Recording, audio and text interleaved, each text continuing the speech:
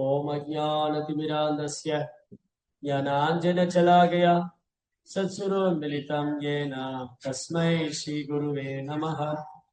नमो विष्णुपादाय कृष्णपृष्ठाय भूतले श्रीमदे भक्तिवेदान्तस्वामीति नामिने नामस्ते सारस्वती देवे गौरवाणी प्रचारिणे निर्विशेषशून्यवादी पाश्चात्यदेशतारिणे। जय श्री कृष्णा चैतन्य प्रभु नित्यानंद श्री अद्वैत गदाधर श्रीवासदि गौर भक्तवृंद। हरे कृष्णा कृष्णा कृष्णा हरे हरे, हरे राम राम राम हरे हरे। हरे कृष्ण பக்தர்களுக்கு இனிமையான காலை வணக்கம். இன்றைய பாகவத சத்சங்க வகுப்புல கலந்துருக்கிற எல்லா பக்தர்களுடைய பணிவான இது நம்ம முந்தைய வகுப்போட தொடர்ச்சி. நேற்று பாகவதம் படிச்சோம் இல்லையா, அந்த தொடர்ச்சி தான் இந்த வகுப்பு. நேற்றைய பாகவத வகுப்புல வேதங்கள் எப்படி பிரம்மாட்டிருந்து தோன்றியது, அந்த வேதங்கள் எப்படி நான்காக பிரம்மாட்டிருந்து தோன்றியது, அதுக்கப்புறம் இந்த வேதத்துடைய நோக்கம் என்ன, வேத கல்வியோட இன்றியமையாமை என்னங்கிறதுலாம் நேற்று பார்த்தோம். நேற்றைய பாகவத வகுப்புல வேதங்களுடைய முக்கியத்துவத்தை பற்றி, வேதங்களுடைய நோக்கம் கிருஷ்ணா. வேதைச சர்வே ரகமேவ வேத்யோ வேதாந்த கிருத் வேதவித் விதேக சாபம். வேதங்களால் அறியப்பட வேண்டிய ஒரு கிருஷ்ணா, வேதங்களை முற்றிலும் அறிந்ததும் கிருஷ்ணா, வேதங்களை தோத்ததும் கிருஷ்ணா. சோ இப்போ அதுக்கு அடுத்து வரக்கூடிய ஸ்லோகங்கள்ல பிரம்மாட்டிருந்து எப்படி என்னென்ன படைக்கப்பட்டது, உயிர்வாழிகள் எப்படி படைக்கப்பட்டாங்க அப்படின்னா, பகவத்கீதையில முன்பே பகவான் சொன்ன மாதிரி படைப்பின் ஆரம்பத்துல தேவர்களையும் படைச்சு, யாகங்களையும் செஞ்சு, பிராமணர்களையும் படைச்சு, ஒருத்தர் உதவி செஞ்சுட்டு சந்தோஷமா இருங்க அப்படின்னு படைப்பின் இறைவன் ஆசீர்வதித்தார் அப்படின்னு ஒரு ஸ்லோகம். ஸ்ரீமத் பகவத்கீதை 3ஆம் அத்தியாயம் 10வது ஸ்லோகம். அந்த 10ஆம் ஸ்லோகத்துல 3ஆம் அத்தியாயத்துல என்ன சொல்லியிருக்குன்னா, இந்த பிரபஞ்சம் சிருஷ்டிக்கப்படும் போது வேதங்களும் படைக்கப்பட்டது, பிராமணர்களும் படைக்கப்பட்டாங்க, தேவர்களும் படைக்கப்பட்டாங்க. உயிர்வாழிகள் வேத கொள்கைகளை பின்பற்றி பிராமணர்களுக்கு மூலமா யாகங்கள் செஞ்சு தேவர்களை திருப்தி செஞ்சு அவங்க சந்தோஷமா இருக்கலாம் அப்படின்னு ஆசீர்வாதப்படி. அப்போ இந்த வேதங்கள் தோற்றுவிக்கப்பட்டது, அதுக்கப்புறம் இந்த வேத மந்திரங்கள் யாகங்கள் மூலமா பகவானை வழிபடுறது, தேவர்களை திருப்திப்படுத்துறது, இதெல்லாம் பகவத்கீதையில் பகவான் சொல்லியிருக்காரு. அதே போல இங்க நம்ம பாகவத்துல பார்க்கிறோம், யாகங்கள் யஜ்ய தான தவம். யாகங்கள் செய்வது, தானங்கள் செய்து தவம் இருக்கிறது. இது ஒரு காலத்திலும் கைவிடப்படக்கூடாதுன்னு பகவான் சொல்றார் பகவத்கீதையில. யஜ்ய தான தவத்தை ஒரு நாளும் கைவிடக்கூடாது. அதே மாதிரி சாஸ்திரத்தையும் கைவிடக்கூடாது. சாஸ்திர விதி உச்சித்திய வர்ஜதே காமகாரதா. சாஸ்திரத்தை புறக்கணிச்சுட்டு தன் மனம் போன போக்குல வாழ்றவங்க இந்த வாழ்க்கையிலும் சந்தோஷமா இருக்க முடியாது, இந்த உடலை விட்டாலும் நற்கதி அடைய முடியாது. தஸ்மா சாஸ்திரம் பிரமாணம் தே காரியா காரியம் அவஸ்திதம். அதனால சாஸ்திரம் தான் பிரமாணம். பகவான் என்ன சொல்றாரு, சாஸ்திரம் தான் பிரமாணம். ஏன் சாஸ்திரம் பிரமாணம்னா அது குறையற்றது. ஏன் சாஸ்திரம் குறையற்றது? வியாசதேவர் குறையற்றவர். ஏன் வியாசதேவர் குறையற்றவர்? அவர் பகவானே சத்தியாவேஷ அவதாரம். சாதாரண ஜீவன் 4 குறைகளுக்கு உட்பட்டவங்க. 4 குறை என்னென்னது? தவறு செய்யறவங்க, மாயைக்கு உட்பட்டவங்க, ஏமாற்றக்கூடியவங்க, இது 4க்கும் அப்பாற்பட்டவர் வியாசதேவர். அதனால வேதங்கள் குறையற்ற. அந்த வேதங்கள்ல சொல்லியிருக்கு இதெல்லாம் ஃபாலோ பண்ணும். யஜ்ய தான தவம், தானம் தவம் கல்வி மற்றும் சத்தியம் வாய்மை. சோ கல்விங்கன்னா இந்த பௌதிக கல்வி இல்லை இங்க சொன்னது. இங்க சொல்லிக்கிறது ஆன்மீக கல்வி, வேத கல்வி. துரதிருஷ்டவசமா நீ கல்வியத்துல குழந்தைகளுக்கு வேத கல்வியே கிடையாது, வெறும் பௌதிக கல்விதான். அந்த பௌதிக கல்வியில கூட என்ன பண்ணிட்டாங்க, இன்னைக்கு இருக்கிற அரசியல் தலைவர் பேரு அவங்க சரித்திரம் எல்லாம் போட ஆரம்பிச்சு. ஏமாத்துறவங்க, கொள்ளையடிக்கிறவங்க, திருடுறவங்க பேர்லாம் இன்னைக்கு ஸ்கூல்ல பாடமாச்சு. ஆனா அது உண்மையான பாடம் இல்லை. உண்மையான பாடம் சாஸ்திரத்துல என்ன சொல்லியிருக்கு. அப்போ இந்த கல்வி திட்டம் எது அடிப்படையில் இருந்தது? 4 ஆசிரமம், 4 வர்ணத்தின் அடிப்படையில் இருக்கு. அவங்க குணத்துக்கு ஏற்ப தொழிலுக்கு ஏற்ப. இப்போ வந்து குருக்குள்ள படிக்கும்போது குழந்தைகளை வந்து குருக்குள்ள விட்டா என்ன பண்ணுவாங்க, குரு வந்து அந்த குழந்தையை பார்ப்பார், இவனுக்கு எதுல ரொம்ப இன்ட்ரெஸ்ட் இருக்குன்னு செக் பண்ணுவான். அதுல சில குழந்தைகளுக்கு வந்து சாஸ்திரத்துல ரொம்ப ஞானம் இருக்கும், அப்ப அந்த குழந்தைகள் பிராமணரா வருவாங்க. சில குழந்தைகளுக்கு வந்து நிர்வாகத்துல ரொம்ப ஆர்வமா இருக்கும், அந்த குழந்தைகள் சத்திரியரா வருவாங்க. சில குழந்தைகளுக்கு வியாபாரத்துல ரொம்ப நாட்டம் இருக்கும், அந்த குழந்தை வைஷ்யரா வருவாங்க. சில குழந்தைகளுக்கு எந்த அடிப்படை அறிவு புரியாது, அதனால அவங்க சூதரனா தான் இருக்கும். அப்ப அது குணத்தின் அடிப்படையில் தொழில் அடிப்படையில் இருக்கு. பகவானுடைய அவதார் ரிஷபதேவர், பாகவதம் 5ஆம் ஸ்கந்தத்துல வரும். ரிஷபதேவருக்கு 100 பசங்க. அந்த 100 பசங்களும் ஒரே மாதிரி இல்ல. அந்த 100 பசங்கள்ல 9 பேர் எப்படி இருந்தாங்க, நவயோகேந்திரா பாகவதர்கள், தன்னை உணர்ந்த ஆத்மாக்கள்.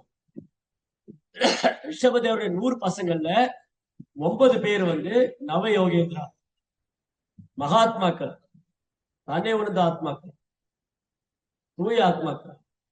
சரி, அப்ப 100ல 9 போச்சுன்னா மீதி 91. அதுல 10 பேரு பரதனுடைய தலைமையில ஆகச் சிறந்த சத்திரியர்கள். பரத மகாராஜோடைய தலைமையில 10 பேர் சத்திரியரா இருந்தாங்க, மீதி 81 பேர் பிராமணர்கள். அப்போ ஒரே தந்தைக்கு பிறந்த குழந்தைதான். 9 பேரு தன்னை உணர்ந்த மகாத்மாக்கள், 10 பேரு ஆகச்சிறந்த ராஜ ரிஷிகள் சத்திரியர்கள், 81 பேர் பிராமண குணம் நிறைந்த பிராமணர்கள். அப்ப அந்த குழந்தைகளுக்கு எதுல ஆர்வம் இருக்கு, அந்த குழந்தை எப்படி வளர்ந்து வருது, அது பிரம்மச்சரியத்துல இருந்தா ஸ்டார்ட் ஆகும். குருக்குள்ள போய் பிரம்மச்சரிய வாழ்க்கை. பிரபுபாதர் பிரம்மச்சரிய வாழ்க்கையை பத்தி சொல்லும் போது தபஸ்யா பிரம்மச்சரியேன சமேன தமேன தியாகேன. பிரம்மச்சரிய வாழ்க்கையில தப வாழ்க்கை.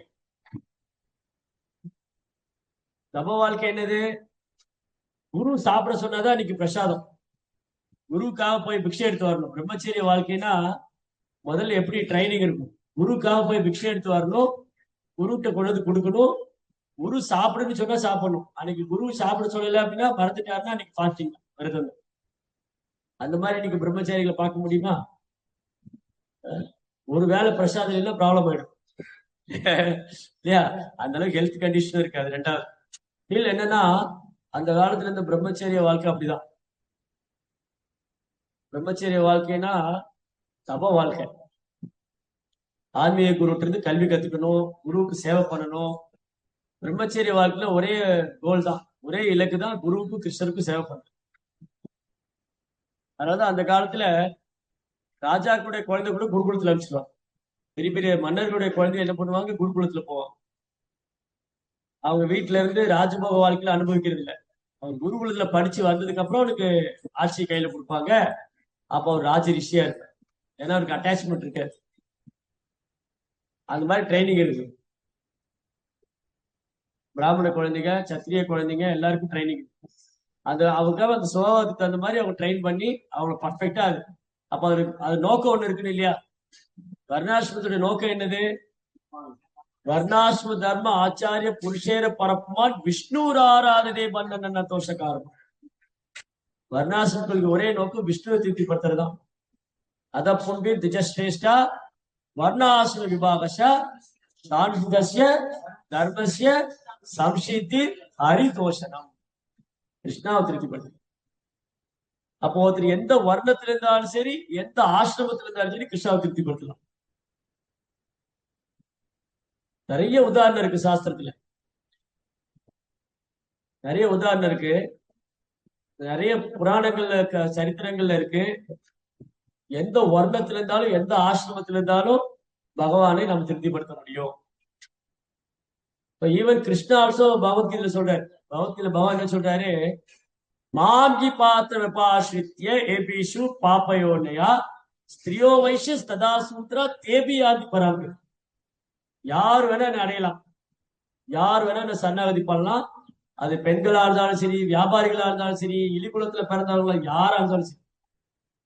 அந்த ஸ்லோகத்தை சொல்லிட்டு அடுத்த ஸ்லோகத்துல பகவான் என்ன சொல்றாரு, கிம்புனர் பிராமணா பக்தியா ராஜனீஸ்ததா அனித்யம் அசுகம் லோகம் இமம் பிராபிய பஜஸ்வமா.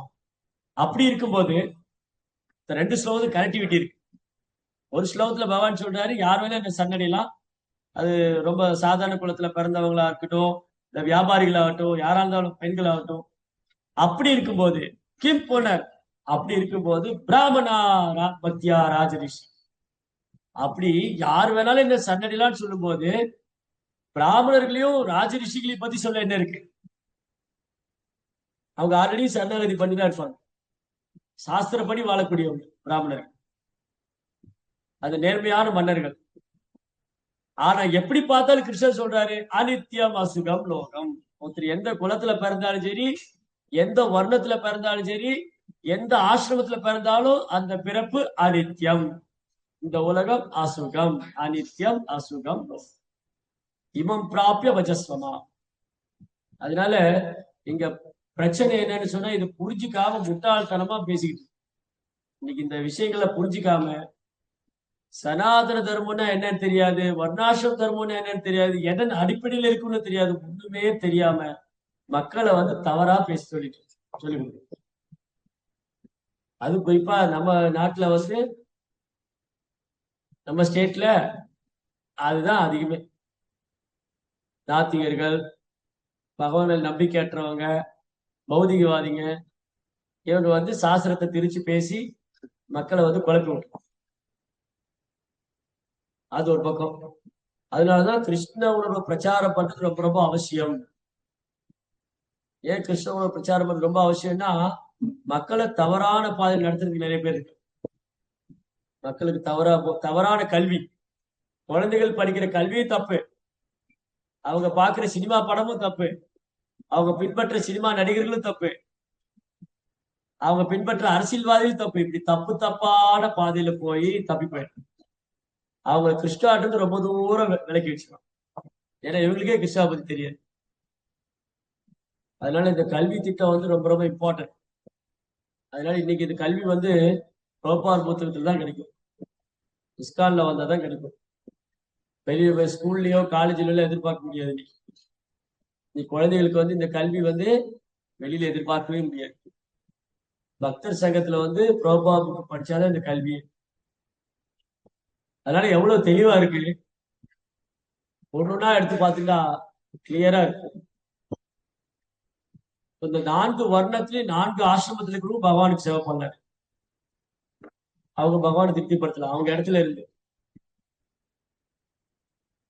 நிறைய பேர் இருக்காங்க சாதாரண குலத்துல பிறந்தவங்க. கனகதாசர் வந்து சாதாரண குலத்துல பிறந்தவர்.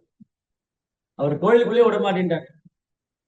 அந்த காலத்துல என்ன நடந்ததுன்னா, இந்த சாஸ்திரம் படிச்சவங்க எல்லாம் கொஞ்சம் கர்வம் வந்து, இந்த கர்வத்தினால என்ன ஆயிடுச்சு, நாங்க தான் வந்து தகுதி உள்ளவங்க, நாங்க தான் கோயிலுக்குள்ள போகணும், நாங்க தான் பகவானை வழிபடணும், இந்த இவங்களுக்கெல்லாம் அருகதை கிடையாது, தீண்டாதவங்க அப்படின்னு விலக்கி வச்சுட்டாங்க.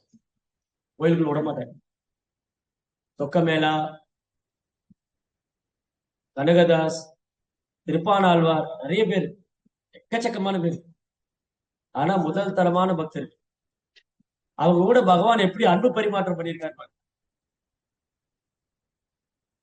கனகதாசர் கோயிலுக்குள்ள விடல. கனகதாசருக்கு பகவானை பத்தி பாடாம இருக்க முடியாது. அவர் ரொம்ப அழகா, வெறும் பண்டிதர் குலத்துல எல்லாம் பிறக்கல, சாதாரண கன்னட மொழியில அவருக்கு அழகா பகவானை பாட்டு பாடுங்க. தமிழ்ல பாட்டு பாடுற மாதிரி கன்னட மொழியில பகவான் கிருஷ்ணரை வந்து நிறைய பாடுவார். அவரு கூட ஒரு பாட்டு கேட்டுப்பாரு, கிருஷ்ணரை கண்டீரா உடும்பி கிருஷ்ணரை கண்டீரா. அது அவர் பாடுனதான் தெரியாது. ஹரே கிருஷ்ணன். சோ கனகதாஸ் ரொம்ப அழகா பாடுவாரு. ஆனா அவர் கோயிலுக்குள்ள விட மாட்டாங்க. அவருக்கு பகவானை தரிசனம் பண்ணி ரொம்ப நாளா பார்க்கவே முடியலையே அப்படின்னு ஏக்கத்துல கோயிலுக்கு முன்னாடி கூட அலோவ் பண்ண மாட்டாங்க. கோயிலுக்கு முன்னாடி கூட அலோவ் பண்ண மாட்டாங்க. ஒரு காலத்துல ப்ரோப்பா ஒரு கிளாஸ்ல சொன்னாரு. ஒரு கிளாஸ் கேட்டுட்டு போது ப்ரோப்பா என்ன சொன்னாரு, அது குறிப்பா தென்னிந்தியாவில வந்து பிராமணர்கள் தெருவுல வராங்கன்னா சூதரர்கள் வீட்டுக்குள்ள போய் கதவை சாத்திக்கணும். சூதரர்கள் தெருவுல வரும்போது சொல்லணுமா, ஓ பிராமணர்களே நான் தெருவுல வரேன், நீங்க கதவை சாத்திக்கிங்க. இவங்களை பார்த்தாலே போய் குளத்துல குளிப்பாங்களாம், பார்த்தாலே வந்து அசுத்தமாயிடுவோம். அந்த அளவுக்கு வந்து தன்னுடைய பிறப்பை வந்து துஷ்பிரயோகம் பண்ணியிருக்காங்க ஒரு காலத்துல. தூதரனை பார்த்தாலே தீட்டு, அவரை பார்த்தாலே போய் குளத்துல குளிக்கணும் அப்படின்னு நினைக்கிறவங்க எப்படி கோயிலுக்குள்ள விடுவாங்க? இது ஒரு காலத்துல நடந்திருக்கு. அதனால கனகதாசர் கோயிலுக்கு முன்னாடி விட மாட்டாங்க, அவர் கோயிலுக்கு பின்னாடி போய் நின்று பாடிட்டு. இது எப்படி பகவானால டாலரேட் பண்ண முடியும்? பகவான் எப்படி பொறுத்துக்குவார்? கிருஷ்ணா சொல்றாரு எல்லாம் என் குழந்தைன்னு சொல்றாரு. அப்படி இருக்கும்போது வானரா வானரா அப்படின்னா அது எந்த மாதிரி மனுஷங்க? அவங்க மனுஷன் உள்ள விலங்கு உள்ள, அவங்களுக்கு கூட பிரபு சேவை ஏத்துக்கிறாரு. வானரனுடைய சேவை ஏத்துக்கிட்டாரு. ஜடாயு ஒரு பருந்தோடைய சேவை ஏத்துட்டாரு. விபீஷணன் ராட்சசன் சரணாகதி வந்து அவர் சேவை ஏத்துக்கிறாரு. யாரு வந்தாலும் ஏத்துக்கிறாரு. குகன் ஒரு வேட குலத்தை சார்ந்தவர். குகன் வந்து காட்டுல வேட்டையாடக்கூடியவர். குகனை வந்து ராமர் தன் நண்பனை ஏத்துக்கிட்டாரு. குகா உம்மோடு நாம் ஐவரானோம். நாங்க 4 பேர் இருக்கோம், ராம், லக்ஷ்மண், பரதன், சத்ருகன். குகனோடு 5. சுக்ரீவனை பார்த்தாரு, சுக்ரீவா உம்மோடு நாம் 6 ஆனோம். இப்ப நம்ம 6 பேர் ஆயிட்டோம், நீ என்னுடைய சகோதரன். விபீஷணனை பார்த்தாரு, விபீஷணா உம்மோடு நாம் 7 ஆனோம், 7 பேர் ஆயிடுச்சு. யாரு சரணாகதின்னு வந்தாலும் அவர் குலம் என்ன, கோத்திரம் என்ன, பிறப்பு என்ன, இதெல்லாம் பகவான் பாக்குறது. அங்க அன்பு இருக்கா, பக்தி இருக்கா, சரணாகதி இருக்கா, அதான் பாக்க. அப்ப வானரங்கள், சுக்ரீவன் ஒரு ராட்சசன், சுக்ரீவன் ஒரு வானரம், ஜடாயு ஒரு பருந்து, விபீஷன் ஒரு ராட்சசன். ஆனா அவங்கள வந்து பகவான் தன்னோட தோளோடு சேர்த்து அணைச்சுக்கிட்டார். குகன் ஒரு வேடன். அப்படி இருக்கும்போது இவங்க அந்த கனகதாஸ் கோயிலுக்குள்ள உடல அவருக்கு ரொம்ப மன இது பாடிட்டு இருக்காரு. பகவான் அப்படி மனம் உருகி பாடுற. கிருஷ்ணரால பொறுத்துக்க முடியல. அவர் அப்படியே யூட்டர்ன் போட்டார். கிருஷ்ணர் அப்படியே திரும்பிட்டார். அந்த செவுரு உடைஞ்சு ஜன்னல் மாதிரி 9 துவாரம். அந்த நவ துவாரத்துக்கு தரிசனம் கொடுக்குறாரு கனகதாஸ். பூஜாரி காலையில வந்து பார்த்தா விக்கிரகம் திரும்பி இருக்கு. முன்னாடி என்ட்ரன்ஸ்ல தரிசனம் இல்லை, யாருக்கும் தரிசனம் கிடையாது. எல்லாம் பின்னாடி வாங்க, கனகதாசர் வந்து பாக்குற மாதிரிதான் நீங்க எல்லாம் பார்க்கணும். உங்களுக்கு யாருக்கும் மெயின் என்ட்ரன்ஸ்ல தரிசனம் இல்லை. இன்னைக்கும் அப்படிதான்.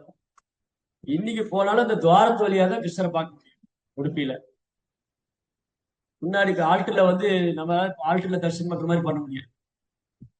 அந்த மடத்துல இருக்கிற 8 மடத்துல இருக்கிற சன்னியாசிகள் 6 மாசத்துக்கு ஒருக்கா மாறிட்டே இருப்பாங்க. அவங்கதான் உள்ள போய் சேவை பண்ணுவாங்க. வேற யாரும் உள்ள போய் பகவான் நேருக்கு தரிசனம் பண்ண முடியாது. எல்லாரும் இந்த உலகத்தை ஆளக்கூடியவர் யாரு வந்தாலும் யாரு வந்தாலும் அந்த துவாரத்து வழியா தான் தரிசனம். கனகன கிண்டி, கனகதாசுக்கு கிண்டினா ஜன்னல். கனகதாசுக்கு வந்து தரிசனம் கொடுத்தது கிண்டினா ஜன்னல் தானே. கனகதாசுக்கு தரிசனம் கொடுத்த ஜன்னல் வழியா தான் பார்க்கணும். அங்க அந்த இடத்துல ரோட்ல வந்து அங்க அவருடைய விக்கிரகம், ஒரு மண்டபம் கட்டி கனகதாசர் தீனை வச்சுருக்காங்க. ஜெய ஜெகநாத் சுவாமிக்கு.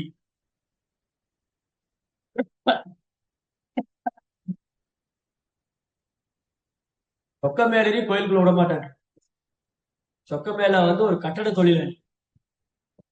அவர் என்ன பண்ணுவாங்க, பாண்டர்களுடைய பக்தர்கள் வந்து பூஜாரிகள் கோயிலுக்குள்ள விட மாட்டாங்க. பிராமணர்கள்லாம் சொக்க மேல கோயிலுக்கு முன்னாடியே வர அனுமதிக்க மாட்டாங்க.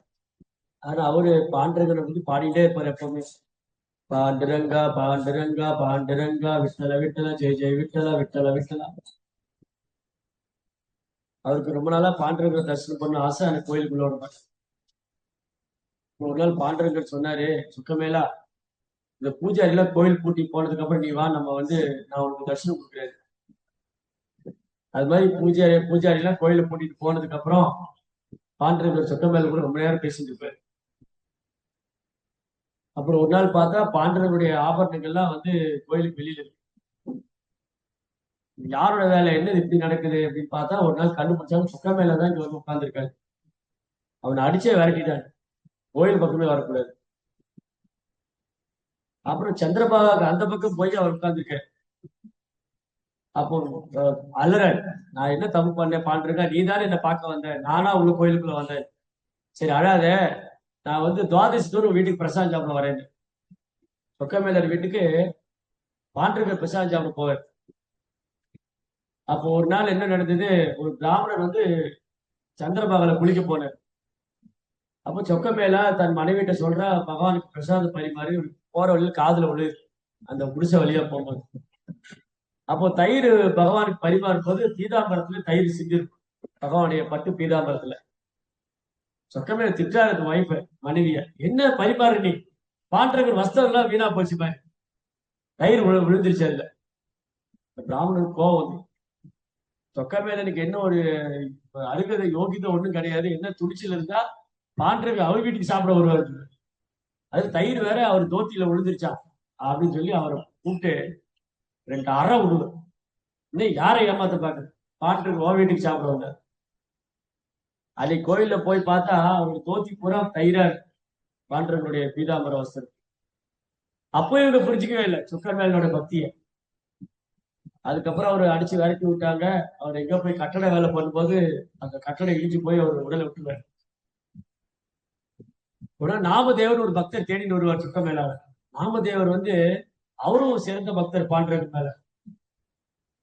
அவர் வந்து பாண்டரங்கர் நாமத்தை தவிர, அவருக்கு பேரே நாமதேவர் தான், அவருக்கு பாண்டரங்களுடைய நாமத்தை தவிர வேற ஒன்றும் தெரியாது. பொதுவாவே பண்டர்பூர்ல இருக்கிற பக்தர்கள் எல்லாருமே ரொம்ப சாதாரண குலத்துல பிறந்தவங்க. நாமதேவருடைய வீடு வந்து ஒரு குடிசை வீடு. அது மழை பெஞ்சு ஒரு நாள் செவுரு இடிச்சு விழுந்துருச்சு. அது கூட தெரியாம அவர் அப்படியே அசதியில தூங்கிட்டு இருக்காரு. பாண்டரங்கர் வந்து செவுரு பூசிட்டு இருக்காரு, அவர் வீட்டு செவுரு பூசி பாரு. ஜானாபாயின்னு ஒரு பக்தி இருந்தாங்க. ஜானாபாயோட பாட்டு வந்து பாண்டரங்கர் அப்போ அவளை லைக் பண்ணுவார். இவ்வளவு அழகா பாடுவாங்க மராட்டி மொழியில. எனக்கு சொல்லியிருக்கல, அந்த கதை சொல்லியிருக்கேன்னா. ஜானாபாய் என்ன பண்ணாங்க, ஒரு நாள் என்ன நடந்தது, பாண்டரங்கர் பாட்டு பாடிட்டு இருக்க. அப்ப ஞானேஸ்வரன் ஒரு பக்தர் வந்தார். அவரு பெரிய டிவோட்டி ஞானேஸ்வரன். ஞானேஸ்வரர் வந்து பாக்குறாரு, பாண்டரங்கர் பாட்டு பாடிட்டு இருக்காரு. என்ன பாட்டு பாடுறாரு? ஒருவேளை துக்காராமுடைய அமங்க பாடுவாரோ, இல்ல ஜெயதேகவியோட பாட்டு பாடுறாரோ, கீத கோவிந்தம் பாடுறாரா? அப்போ நம்ம பாண்டரங்கிட்ட கேட்டுடலாம். பாண்டரங்கா, நீங்க நான் வரும்போது பாட்டு பாடிட்டு இருந்தீங்க, யாரோட பாட்டு பாடுறீங்க?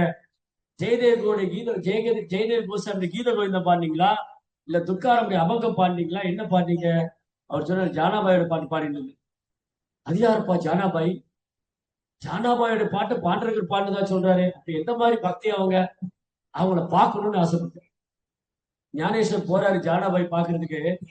ஜானாபாய் பக்கத்து வீட்டுக்காரங்களோட சண்டை போட்டுட்டு இருக்காரு.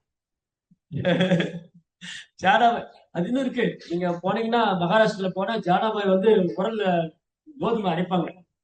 அது அந்த உரல் எல்லாம் இருக்கு. அது பாண்டரங்கர் உட்காந்து அரைச்சு கொடுப்பாரு. ஜானாபாய் அரைக்கும், பாண்டரங்கர் உட்காந்து கோதுமையை தள்ளி தள்ளி கொடுப்பாரு பாட்டு கேட்டு. அந்த மாதிரி அவங்களுக்குள்ள ரிலேஷன்ஷிப். அப்படி அன்பு ஜானாபாய் மேல பாண்டரங்கர். இவருக்கு ஒரு ஆச்சரியம், என்னடா இந்த பொண்ணு பக்கத்து வீட்டுக்கார பொம்பளோட சண்டை போட்டுட்டு இருக்காரு. என்ன சண்டைன்னா, இந்த வரட்டி தட்டி வச்சிருப்பாங்க கிராமத்துல எல்லாம், இது ஏன் வரட்டி ஓ வரட்டின்னு சண்டை போட்டு. அந்த பொம்பளை சொன்னா, இந்த வரட்டி எல்லாம் என்னதுன்னு சொல்றா, நான் தான் தட்டி வச்சேன். ஜானாபாய் சொல்லி இல்ல, இது நான் தட்டி வச்சேன்னா. ஞானேஸ்வருக்கு ஒரே ஆச்சரியம். இப்ப இவரு கூப்பிட்டாங்க 2 பேரும், நீங்களே பஞ்சாயத்து பண்ணுங்க.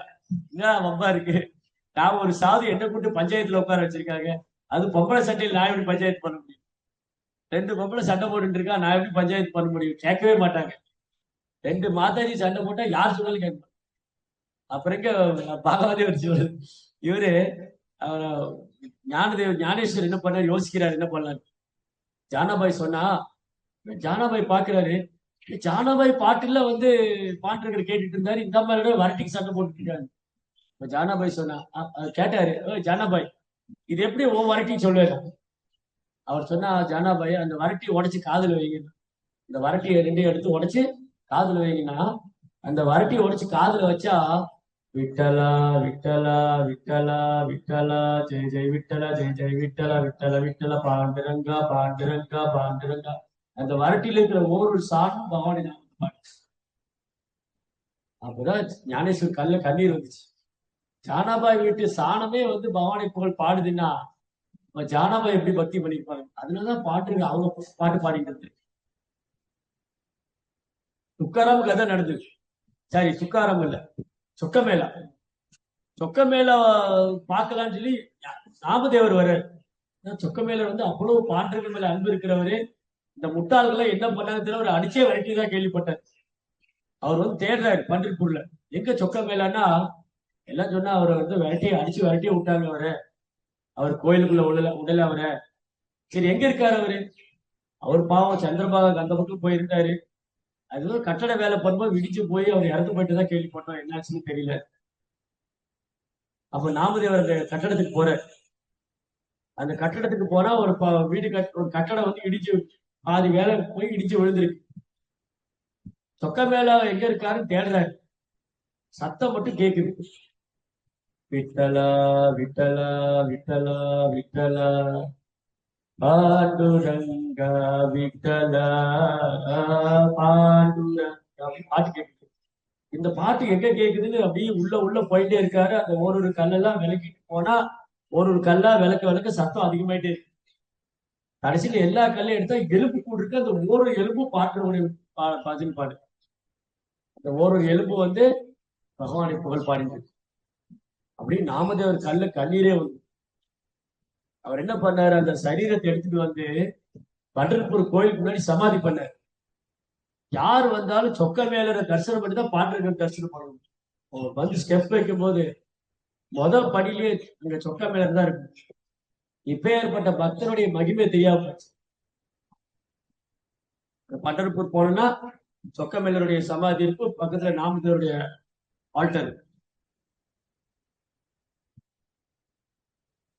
அதனால இந்த பக்தியினுடைய ஆழம் தான் ரொம்ப முக்கியமே தவிர, எனக்கு வந்து நான் வந்து பகவத்கீதையில 700 ஸ்லோகம் படிச்சேன், கிருஷ்ணன் கோலோகதாவத்துல இடம் நிறுத்துவாரா, அங்க 2 ஜெயின் விஜய் நிறுத்தி வச்சு ரசமயா பிரபு பகவத்கீதையுடைய 10ஆம் அத்தியாயத்துல 41ஆம் ஸ்லோகம் என்னன்னு கேட்கும். தப்பா சொல்லிட்டு நீ போய் படிச்சுட்டு வாங்க. ஸோ பகவத்கீதை வந்து நம்ம புரிஞ்சுக்கணும். பகவத்கீதை எப்படி புரிஞ்சுக்கிறது? பகவத்கீதை வந்து கிருஷ்ணன் அன்பு செய்யும். அதான் பகவத்கீதை. கிருஷ்ணாவை சன்னடினும், அவர் பக்தனாகணும், அவருக்கு சேவை பண்ணணும், அவர் மேல அன்பு செய்யணும்.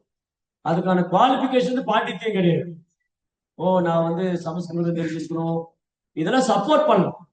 அதுக்காக வந்து சமஸ்கிருதம் படிக்கூடாது, ஸ்லோகம்லாம் படிக்க நான் போயிடுவேன் நினைக்கிறேன். ப்ரியாரிட்டி என்னன்னு இருக்கு, முக்கியத்துவம் வந்து பக்தி தான். அந்த பக்திக்காக நம்ம இதை படிச்சு வச்சுக்கிறோம். ஸ்லோகம் மனப்பாடம் பண்றது, அதை அர்த்தம் படிச்சுக்கிறது, அது பக்திக்காக தான். பக்தி சாஸ்திரி பண்றதே பக்தியில முன்னேற்றம் அடைறதுக்காக, கர்வம் வளர்த்துக்கிறதுக்காக இல்லை. நிறைய பேர் என்ன பண்ணுவாங்க, நாங்க பக்தி சாஸ்திரி முடிச்சுட்டோம், அவர் கோயில சர்வீஸ் பண்ண மட்டும் வரமாட்டோம். சோ பர்பஸ் என்ன அப்படின்னா, பக்தி சாஸ்திரி பக்தி வைபவம்ல சேவை மனப்பான்மை அதிகரிக்கிறான், கிருஷ்ணன் மேல அன்பு அதிகரிக்கிறான். அதுதான் ரொம்ப அவசியம். திருப்பானாழ்வார் வந்து ஒரு சாதாரண குலத்துல பிறந்தார். அவரையும் கோயிலுக்குள்ள உடனே விட மாட்டேன்ட்டார். அப்புறம் என்ன பண்ணாங்க, அவர் ஒரு நாள் அப்படியே தன்னை மறந்து போய் காவிரி ஆற்றுங்கள்ல பாடிட்டு இருக்காரு, நீரை வச்சு பாடிட்டு. இந்த லோகசாரங்கர் பக்தர் போய் தண்ணி எடுக்க போனாரு. இவரு படியில நின்றுட்டு இருக்காரு. சூதர்னே விலகி போன அவர் காதலே விழல. அவர் எப்படி தன்னை மறந்து பாடிட்டு இருந்தாரு. ஒரு கல் எடுத்து மூங்கி அடிச்சாரு மண்டை மேல. அந்த கல்லு அடிச்சு மண்டை உடஞ்சு ரத்தம் வர்றது கூட தெரியல அவருக்கு. அப்ப கொஞ்ச நேரம் கழிச்சு நினைவு வந்தது, அச்சோ என்ன அபச்சாரம் பண்ணிட்டேன், அவர் பகவானுக்கு சேவை பண்ண போற, நான் வழியில் நின்று தன் மேல பழி சுமத்திக்கிறாரு. எனக்கு என்ன அருகது இருக்கு இங்க நிக்கிறதுக்கு, அவர் பகவான் சேவைக்கா வந்திருக்காரு, நான் அபராதம் பண்ணிட்டேன்னு அவர் விலைக்கு போனார். இவர் தண்ணி எடுத்துட்டு போனா ஃபர்ஸ்ட் லாக்டவுன் பண்ணதே ரங்கநாதன் தான். கோயிலே பூட்டிட்டாரு, லாக்டவுன் போட்டாரு, யாருக்கும் தரிசனம் கிடையாது.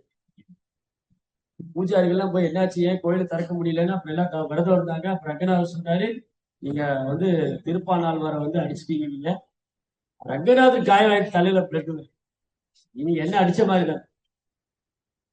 போய் அவரை தோல்ல வச்சு தூக்கிட்டு வந்தாங்க தரிசனம் கொடுக்கணும். ஆனா அவருக்கு வந்து முனிவாகனன் பேர், இன்னொரு பேர் திருப்பானாழ்வார். அவரை தோல்ல வச்சு தூக்கிட்டு வரணும். ஓடி வந்தாங்க இந்த பக்தர்கள்லாம். திருப்பானாழ்வார் அப்படியே உட்காந்து அவர் பாட்டு காவேரி கரையில் உட்காந்து பாடிட்டு இருக்காரு தன்னை மறந்து. அவர் பாதங்களை சாஷ்டாங்கமா நமஸ்காரம் பண்ணாங்க. அவர் சொன்னார், ஐயோ நீங்க எல்லாம் பிராமணன் என் காலில் விழுறீங்க, நான் ஒரு சாதாரண, நான் ஒரு நீச்சர், நான் எந்த ஒரு தகுதி, நான் ஒரு கீழ்நிலையானவன். அதுதான் சைத்தன்ய அப்படியே கருணை பெறுவதற்கு தகுதின்னு பார்த்தோம் இல்லையா. அவரை தோல்ல தூக்கி, அவர் தொட்டாலே இல்லையோ என்ன தொடாதீங்க, அவரை தோல்ல தூக்கி வச்சுட்டு உள்ள போன கோயிலுக்கு. மாதிரி திருப்பானாழ்வார் வந்து அவ்வளவு பக்தி அவருக்கு பகவான் மேல. சோ அதனால இங்க பக்தி தான் பிரதானமே தவிர வேற எதுவும் இல்லை. இந்த மாதிரி சாதாரண குலத்துல பிறந்த பெண்கள், ஜானாபாய், சக்குபாய், மீராபாய், திரௌபதி, குந்தி தேவி, அவ்வளவு பேர் கிருஷ்ணர் மேல அவ்வளவு அனுபவம். ஆனா பிறப்பால குந்தி தேவி சொல்றாங்க, ஓ கிருஷ்ணா, உங்களை யாரெல்லாம் அணுக முடியும், ததா பரமஹம்சானாம் முனிநாம் அமலாத்மனாம் பக்தியோக விதானார்த்தம் கதம் பஷ்யமி ஸ்திரியக. நான் ஒரு பெண்ணா போயிட்டேனே, என்னால எல்லாம் உங்களை அணுக முடியுமா, எனக்கு தகுதி இருக்கா அப்படின்னு பணிவா பிரார்த்தனை பண்றேன். குந்தி மகாராணிக்கு என்ன பணிவு இருந்தா அவங்களை தாழ்த்திக்குவாங்க. உங்களை யாரெல்லாம் அணுகலாம்? ததா பரமஹம்சான முனினாம் அமலாத்மா. பரமஹம்சர்கள், சாதுக்கள், பாகவதர்கள், தூய்மையான மனசோடவே உங்ககிட்ட வராங்க, அணுக முடியும். நான்லாம் என்ன பிறப்பேன், நான் எப்படி உங்ககிட்ட வர முடியும்? இன்னொரு பணிவு, அவங்க எல்லாம் பக்தி பண்றாங்க, எனக்கு அந்த பக்தி இல்லையே, எனக்கு அந்த பாக்கியம் இல்லை. ஆனா குந்தி மகாராணி தன்னுடைய அத்தையோட ஸ்தானத்தை வச்சுட்டு இருப்பாங்க. அவங்க பாதம் தொட்டு வணங்குறேன். எப்ப அஸ்தினாபுரம் வந்தாலும் குந்தி மகாராணி பாதம் தொட்டு வணங்குறார்.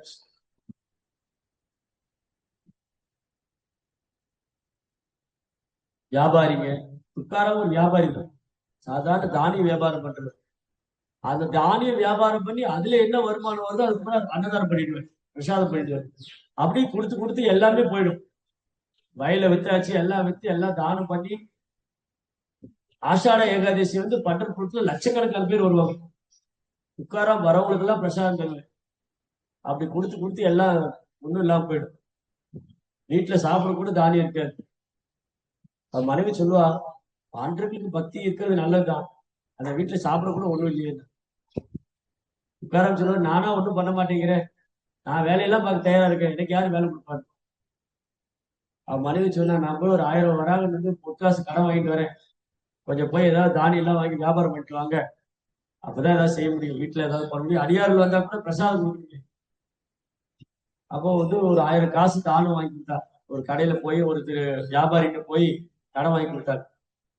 இவர் என்ன பண்ணார், தானியம் எல்லாம் வாங்கிட்டு வண்டி கட்டிட்டு போறாரு வியாபாரம் பண்றதுக்கு அடுத்த கிராமத்துக்கு. போற வழியில பாண்டவர்களை பத்தி பாடிட்டு போறாரு. நல்ல மழை பெய்ச்சு. வண்டியை ஒரு மரத்துக்கு அடி நிறுத்திட்டு மரத்து மேல உட்காந்து கீர்த்தனை பாடிட்டு இருக்காரு. ராத்திரி பூரா மழை பெஞ்சு வண்டியெல்லாம் அடிச்சுட்டு போயிடும் தண்ணியில, வண்டியெல்லாம் தண்ணியில அடிச்சுட்டு போயிடும். இவரு அஜியோ மனைவி கடன் வாங்கில கொடுத்தா எல்லாம் தண்ணியில போச்சு. இவரு மரத்து மேல உட்காந்து பாண்டவர்களை பத்தி பாடினால கீழே என்ன நடந்ததே தெரியல. காட்டுல வெள்ளப்பெருக்கு வந்து சந்திரபாகால எல்லாம் அடிச்சுட்டு போயிடுச்சு. இன்னைக்கும் வந்து சந்திரபாகால பிளட் வரும், ஊரே தண்ணியில மூழ்கிடும். ஒரு டைம் இஸ்கான் டெம்பிளுக்குள்ள தண்ணி வந்துச்சு, பண்றதுக்குள்ள சந்திரபாகா தண்ணி வந்து. இப்ப என்ன பண்றது, மனைவி என்ன சொல்றது, கடன் வாங்கி கொடுத்தது. அப்புறம் பார்த்தா இவர் வீட்டுக்கு போக வேண்டாம், இங்கே உட்காந்துக்கலாம், அங்கே உட்காந்துருக்காரு. வண்டி கிண்டி எல்லாம் போச்சு, மாட்டு வண்டி மாடு எல்லாம் தண்ணியில போச்சு. மரத்து மேல உட்காந்து அவர் பாட்டு பாடிட்டு இருக்காரு. என் மனைவி பாக்குறா, என்ன போன ஒரு காரணம், திடீர்னு ஒரு நாள் வந்தாரு.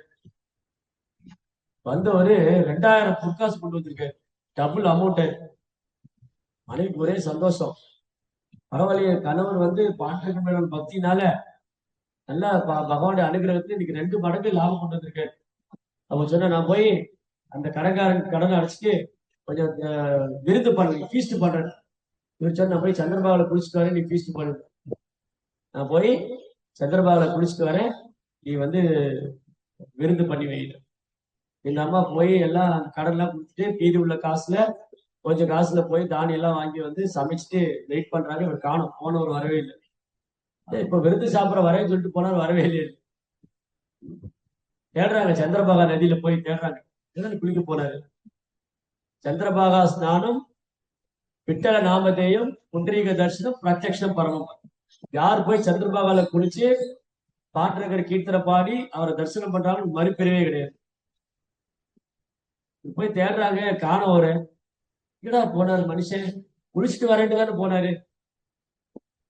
அப்புறம் எடுத்த மாதிரி ஒருத்தர் வர, என்னம்மா யார தேடுற, பத்மாவதி யாரன்னா தேடுறாங்க, நீங்க கணவரை பாத்தீங்களா, துக்காராம பாத்தீங்களா? அவரா அந்த ஊர் பிள்ளையில மரத்து மேல உட்காந்து கீர்த்தன் பாடிட்டு இருக்காரு. அவர் வந்தது துக்காராம் இல்ல, பாண்டரங்கரே வந்து. பாருங்க, பாண்டரங்கரே வந்து துக்காராமுடைய கடனை அடிச்சு 1000 பொற்காசு எக்ஸ்ட்ரா கொடுத்துட்டு போயிட்டேன். இவருக்கு அதுக்கு ஒண்ணு பத்தி கவலை இல்லை, அவர் பாட்டு உட்காந்து கீர்த்தனை பாடிட்டு. நமக்கெல்லாம் நம்பிக்கையே கிடையாது, கீர்த்தனை பாடினா நமக்கு செல்வம் கிடைக்குமா, பேர் கிடைக்குமா, புகழ் கிடைக்குமா, எல்லாம் கிடைக்கும். ஆனா ஒரு பக்தர் அதை எதிர்பார்க்கறது இல்லை. தனம் தரும், குலம் தரும், செல்வம் தரும், எல்லாம் தரும் நாராயணன் நாமம். பகவான் நாம என்ன தராது? சுதாமா ஒண்ணுமே கேட்காம அவருக்கு செல்வம் கொடுத்தாரு பகவான். இங்க துக்காரா ஒண்ணும் கேட்கல, அவர் மரத்து மேல உட்காந்து பாடிட்டு இருக்காரு, அவருக்கு பகவான் போய் செல்வம் கொடுத்திருக்காரு வீட்டுல. நேத்து கூட பேசணுமே, விப்ரநாராயணுக்காக பகவானே திருட்டு பாட்டை ஏத்தினார். சரி, என்ன நடந்தது? மனைவி கேள்வி ஆச்சரியப்பட்டு ஓடி வர்றா. என்னங்க இப்ப குளிச்சுட்டு வரேன்னு வந்து இங்க மரத்து மேல உட்காந்துருக்கீங்க, கீழே இறங்கி வாங்க. நான் வரமாட்டேன், நீ கீழே வந்து என்ன திட்டுவே அடிப்ப, நான் வரமாட்டேன். நான் ஏன் உங்களை திட்டணும் அடிக்கணும்? நீ வந்து பணம் கொடுத்தியா? ஆமா, நான் அதை வந்து தொலைச்சிட்டேன். என்ன சொல்றீங்க நீங்க? இப்பதான் வீட்டுக்கு வந்தீங்க, 2000 பொற்காசு கொடுத்தீங்க, இப்ப வந்துட்டு போனீங்க. அவருக்கு ஒரு ஆச்சரியம், நான் வீட்டுக்கு வரவே இல்லையே, நான் பயந்துக்கு உட்கார்ந்துட்டு இருக்கேன். கடவாய் கொடுத்த பணம் அது, நீ சும்மா விடுவேன், தோசை கரண்டில அடிப்பேன், எப்படி வருவேன்? அவன் சொன்னா, இல்ல இல்ல நீங்க வந்தீங்க. அப்பதான் புரியுது, நான் வரல, பாண்டங்க தான் வந்திருக்காரு. ஓ பத்மாவதி, நீ ரொம்ப பாக்கியம் பண்ணுவன. நான் இங்க உட்காந்து பாண்டவங்க பாடிட்டு இருக்கேன், எனக்கு தரிசனம் கொடுக்காம உனக்கு தரிசனம் கொடுத்துட்டு போயிருக்காரு. அவன் வந்து பத்மாவதிக்கு தரிசனம் கொடுத்துட்டேன். அப்புறம் சரி வாங்க வீட்டுக்கு போலாம். வீட்டுல போய் அந்த பகவான் கொடுத்த பைசா எல்லாம் கொஞ்ச நாள் ஓடிச்சு லைஃப். திருப்பி என்னாச்சு? எல்லா காசும் தீர்ந்து போச்சு. திருப்பி ஒரு நாள் மனைவி சொல்றா, எங்க பிரபு, பகவான் கொடுத்த பைசா எல்லாம் தீர்ந்து போச்சு, திருப்பி நீங்க வேலைக்கு போகணும். அவர் சொன்ன, நானா வேலைக்கு போக மாட்டேங்க, எனக்கு எவ்வளவு வேலை கொடுக்க மாட்டேங்கிறாரு. அப்புறம் ஒரு வயல்ல வேலைக்கு சேர்த்து விட்டாங்க. ஒரு ஃபார்ம்ல வந்து ஒரு வயல்ல வேலைக்கு சேர்த்து விட்டாங்க. என்ன வேலைன்னா, தானியங்களை வந்து பறவைகள்லாம் கொத்தி சாப்பிடாம பாத்துக்கணும். இந்த மயில் வரும், குயில், பறவை எல்லாம் வரும். ஒரு வேலை என்னன்னா, ஒரு கம்பை வச்சுக்கிட்டு தானியங்களை பாதுகாக்கணும். துக்காராம் என்ன பண்ணாரு? அங்க உட்காந்து கீர்த்தனை பாடிட்டு இருக்காரு. அவர் கீர்த்தனை பாட்டா எல்லா பறவை வந்து உற்சாகத்துல ஆடு நடன ஆடி பறவைகளை கொத்தி கொத்தி சாப்பிடுது. ஒரு நாள் லேண்ட் ஓனர் வந்தாரு, என்ன நடக்குது, துக்காராம் எப்படி வேலை செய்யறாரு பாக்கலாம்னா, தானியத்தையும் எல்லாம் சாப்பிட்டு இருக்கு, பறவைகளை உட்காந்து பாடிட்டு இருக்காரு. துக்காராம உதைக்காம விடக்கூடாது, ஒரு தடி எடுத்துட்டு போனாரு. துக்காராம உதைக்காம விடக்கூடாது. அப்ப அவர் கூட வந்து அவர் சொல்றாரு, இந்த கணக்கு பிள்ளை இருக்க இருக்க, துக்காராம் வந்து ஒரு வைஷ்ணவர், அவர் பகவான் புகழ் பாடிட்டு இருக்காருன்னா அவர் வந்து அபராதம் ஆயிடும் அவரை உதைச்சா. உங்களுக்கு என்ன பிரச்சனை?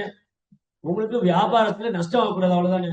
நீங்க கணக்கு போடுங்க, போன வருஷம் எவ்வளவு லாபம் வந்தது, இந்த வருஷம் எவ்வளவு விளைச்சல் போட்டீங்க, எவ்வளவு லாபம் வந்ததுன்னு பாருங்க. நஷ்டம் வந்தா துக்காராமுக்கு மேல பழி போட்டு அவருக்கு தண்டனை. சரி அப்படி ஆகட்டும். கணக்கு பார்த்தா இந்த பறவை எல்லாம் சாப்பிட்டு இருக்கு, தினமும் பறவை சாப்பிட்டு இருக்கு. போன வருஷத்தோட 2 மடங்கு லாபம் அவருக்கு விளைச்சல் கிடைச்சிருக்கு. அப்பதான் துக்காராமுடைய மகிமை என்னன்னு அவர் புரிஞ்சு.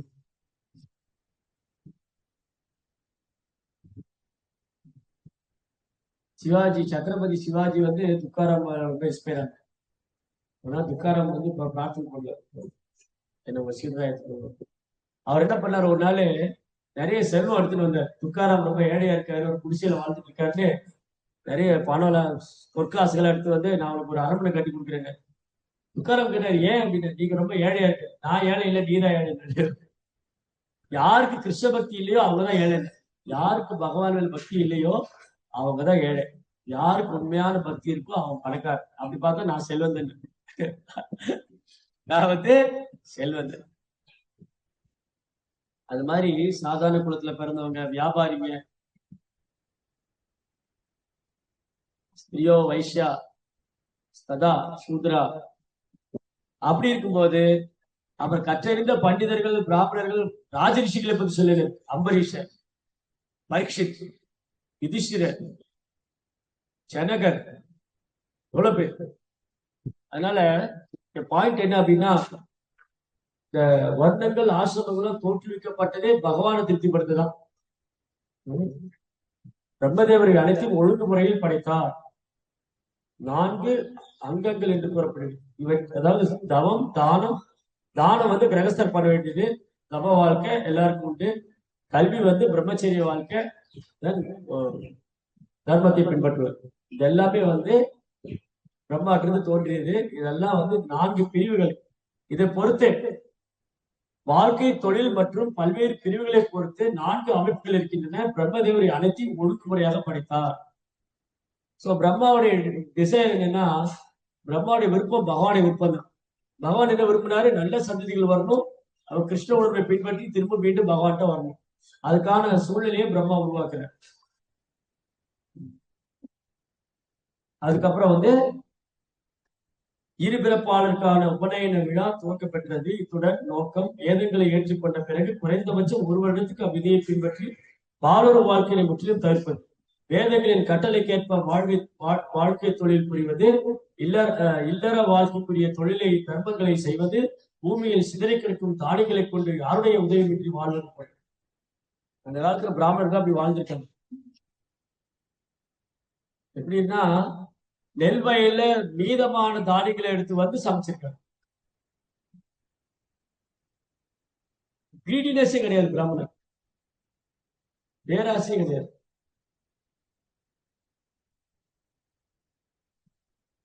ஏன்னா அவங்களுக்கு தேவையானது பகவானை திருப்திப்படுத்தணும்.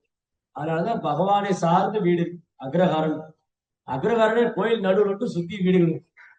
எதுக்காக? இரவு தூங்குறதுக்கு மட்டும்தான் வீடு, மீதி நேரம் பூரா பகவானுக்கு சேவை தான். காலையில பிரம்ம முகூர்த்த நேரத்துக்கு முன்னாடி போய் பகவானை எழுப்பி அவருக்கு வந்து பூஜைகள் செஞ்சு, அதுக்கப்புறம் மங்களாரத்தி பண்ணி, அப்புறம் ஆஃபரிங் பண்ணி, அப்புறம் ட்ரெஸ்ஸிங் அபிஷேகம் பண்ணி ட்ரெஸ்ஸிங் பண்ணி, அதுக்கப்புறம் தட்சிணார்த்தி, அதுக்கப்புறம் எல்லாம் ஹோல் டே. அப்புறம் நிறைய உற்சவம் வேற பண்ணும். தினம் பெஸ்டிவல் தான் இருக்கும். காஞ்சிபுரம், ஸ்ரீரங்கம், கும்பகோணம், ஜெகநாதபுரி இங்கெல்லாம் போனா தினம் உற்சவம் தான். ஏதாவது உற்சவம் நடக்கும். தெப்போத்சவம், நந்தோத்சவம், வசந்தோத்சவம், ரதோத்சவம், உற்சவம் இருக்கு. அப்படிதான் லைஃப். அப்ப என்ன தேவை? உயிர் வாழ்றதுக்கு என்ன தேவை? அது மட்டும் தான் சாப்பிட்டேன். உயிர் வாழ்றதுக்கு என்ன தேவை? அதனால பிரபுபா சொல்ற மாதிரி எளிமையான வாழ்க்கை, உயர்வான சிந்தனை. வாழ்க்கை ரொம்ப எளிமையா இருக்கும், சிந்தனை ரொம்ப உயர்வா இருக்கும். அதனால இங்க வந்து இந்த 4 வர்ணத்துல 3 வர்ணத்துல பெண்களோடு சம்மந்தமே கிடையாது. பிரம்மச்சரிய வாழ்க்கை, இல்லறத்தின் ஓய்வு பெற்ற வனரபஸ்த வாழ்க்கை, சன்னியாச வாழ்க்கை.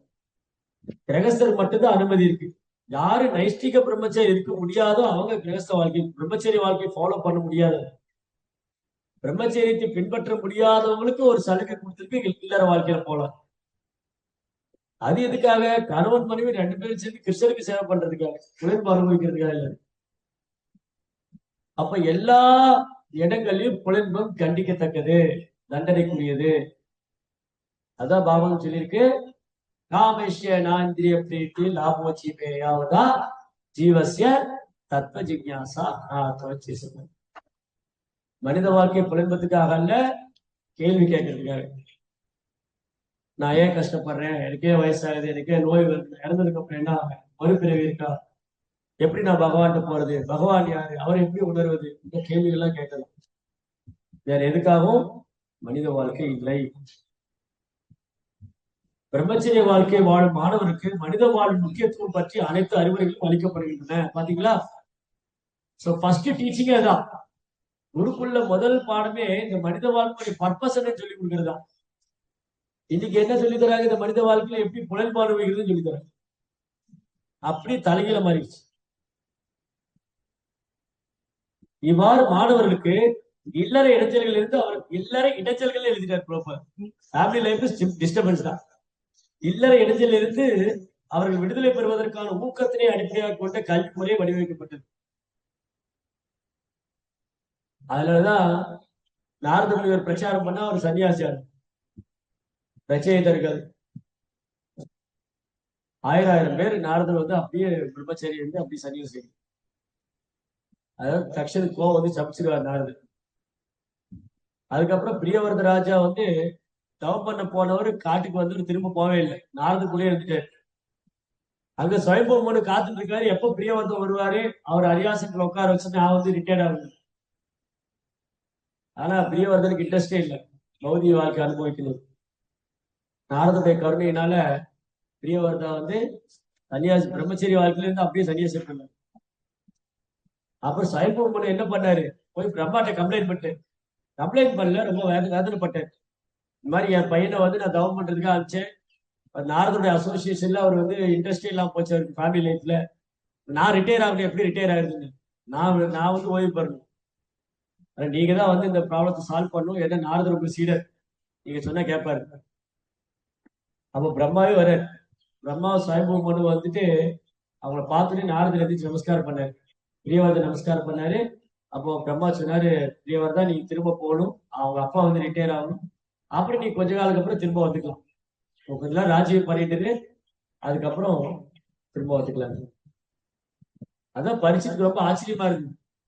பிரியவரத ராஜா எப்படி இது சாத்தியமாச்சுன்னா, எப்படி சாத்தியமாச்சு? பிரியவரத ராஜாவுக்கு பௌதியத்துல நாட்டமே இல்லை. அவர் எப்படி பௌதிக வாழ்க்கைக்கு போனாரு, போனவர் எப்படி திரும்ப வந்தாரு? இதுதான் ஒரு தூய பக்தருடைய அசோசியேஷன். நாரதருடைய சங்கத்தினால பிரியவரத ராஜாவுக்கு இந்த உலகத்தை ஆளணுங்கிற ஆசை இல்லை. அப்படியே இந்த ராஜ்யத்தை அவர் கையில கொடுத்தாலும் ஒரு பற்றலாகிறது திருப்பி வந்துட்டு திருப்பி நாரதட்டே இருக்கு. கொஞ்ச காலம் ஆட்சி பண்ணிட்டு தன் பசங்களுக்கு ராஜ்யத்தை பிடிச்சு கொடுத்துட்டு அவர் திரும்ப வந்துட்டேன். அதுதான் பக்தி தொண்டுடைய மகிமை, பக்தர்களின் மகிமை. சோ இது மாதிரி ரொம்ப அழகான வர்ணனைகள்லாம் இருக்கு பாகவதத்துல. சோ இதுல ஃபைனலா என்ன தெரிஞ்சுக்கிறோம் நம்ம? பிரம்மாற்றுக்கு எல்லாமே தோன்றியது எதற்காக தோன்றியது? ஜீவன்களுக்கு எல்லாம் ஒரு வாய்ப்பு கொடுக்கிறார் பகவான். நீங்க வந்து எல்லாரும் பக்தி தொண்டு பண்ணி இந்த வாழ்க்கையை புனிதப்படுத்திட்டு என்கிட்ட திரும்ப வந்துருங்க. அதற்கான ஏற்பாடு தான் எல்லாமே.